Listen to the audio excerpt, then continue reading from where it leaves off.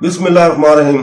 दोस्तों, बहनों, भाइयों, आज हम बयान कर रहे हैं सही बुखारी की हदीस नंबर 158, 159 और 160। 4 नंबर बाब है जिसका उन्वान है वजू। हदीस नंबर 158। अब्दुल्ला बिन जैद रजी अल्लाह तआला अन्हु कहते हैं कि रसूल पाक सल्लल्लाहु अलैहि वसल्लम ने जिस्म के अज़ा को 2 मरतबा धोकर वजू किया। हदीस नंबर 159।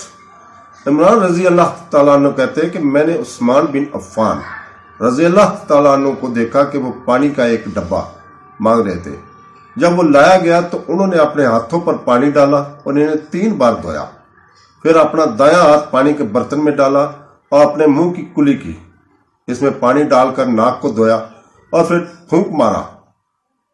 फिर अपने चेहरे और बाजुओं को कूहनियों तक 3 बार धोया। अपने गीले हाथ अपने सर पर फेरे और अपने पांव टखनों तक 3 बार धोए। फिर फरमाया कि रसूल पाक सल्लल्लाहु अलैहि वसल्लम ने फरमाया, अगर कोई मेरी तरह वजू करे और 2 रकअत नमाज पढ़े जिसमें इसे किसी और चीज का ख्याल ना हो, मौजूदा नमाज से मुतल्लक ना हो, तो इसके पिछले गुनाह माफ कर दिए जाएंगे। हदीस नंबर 160। वजू करने के बाद उस्मान रजी अल्लाह ताला ने कहा कि मैं तुम्हें एक हदीस सुनाने जा रहा हूं जो मैं तुम्हें न बताता अगर मुझे किसी आयत करीमा ने मजबूर ना किया होता। सना और रावी अरवा ने कहा, यह आयत है वो लोग जो हमारी नाज़िल करदा खुली निशानियों और हदायत को छुपाते हैं।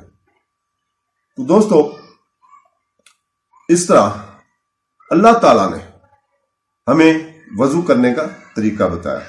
तो वो फरमाते हैं कि मैंने रसूलुल्लाह सल्लल्लाहु अलैहि वसल्लम को यह फरमाते हुए सुना, अगर कोई आदमी अच्छी तरह वजू करे और फिर बाद जमात नमाज पढ़े तो अल्लाह ताला इसकी मग़फ़िरत फरमा देगा। इस नमाज और अगली नमाज के दरमियान गुनाह सरज़द हुए यहां तक कि वो इसे पढ़ ले। तो दोस्तों, अल्लाह ताला हमें वजू करने का सही तरीका बयान करने और नमाज पढ़ने का हिम्मत दे। आमीन। अल्लाह हाफ़िज़।